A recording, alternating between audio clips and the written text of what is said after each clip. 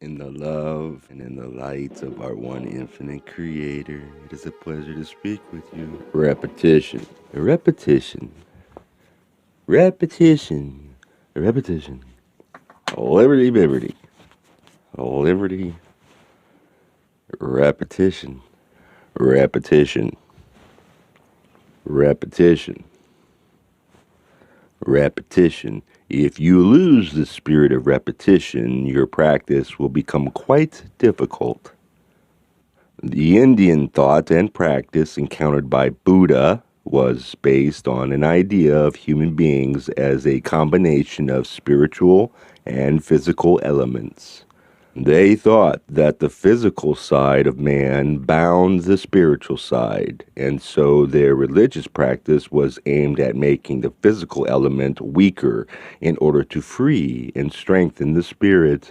Thus, the practice Buddha found in India emphasized ascetism. But Buddha found when he practiced ascetism that there was no limit to the attempt to purge ourselves physically, and that it made religious practice very idealistic. This kind of war with our body can only end when we die. But according to this Indian thought, we will return in another life and another life to repeat the struggle over and over again without ever attaining perfect enlightenment.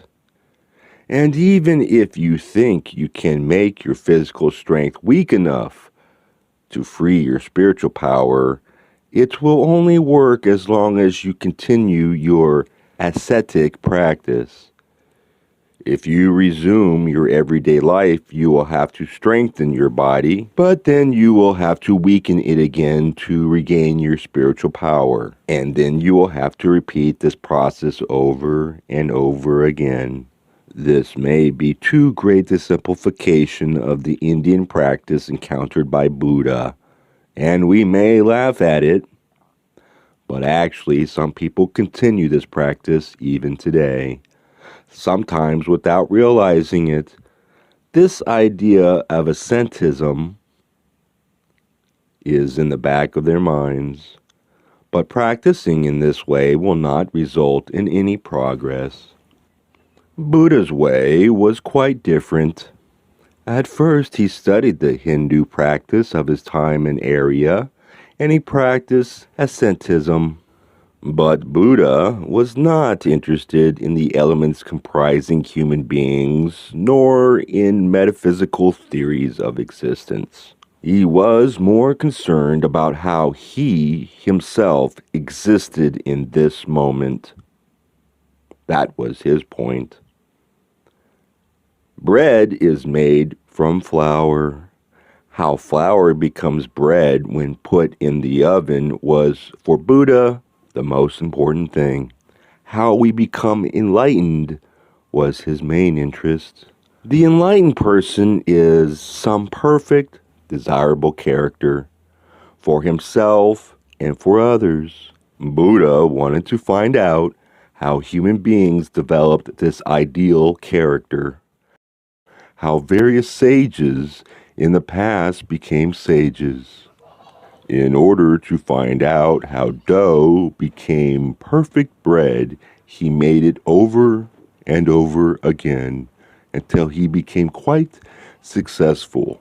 That was his practice. But we may find it not so interesting to cook the same thing over and over again every day. It is rather tedious, you may say. If you lose the spirit of repetition, it will become quite difficult. But it will not be difficult if you are full of strength and vitality. Anyway, we cannot keep still. We have to do something. So if you do something, you should be very observant and careful and alert. Our way is to put the dough in the oven and watch it carefully. Once you know how the dough becomes bread, you will understand enlightenment. So how this physical body becomes a sage is our main interest. We are not so concerned about what flour is, or what dough is, or what a sage is. A sage is a sage. Metaphysical explanations of human nature are not the point. So the kind of practice we stress, thus, cannot become too idealistic. If an artist becomes too idealistic, he will commit suicide, because between his ideal and his actual ability there is a great gap.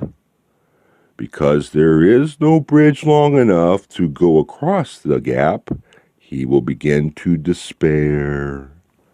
That is the usual spiritual way. But our spiritual way is not so idealistic. In some sense, we should be idealistic. At least we should be interested in making bread which tastes and looks good. Actual practice is repeating over and over again until you find out how to become bread. There is no secret in our way.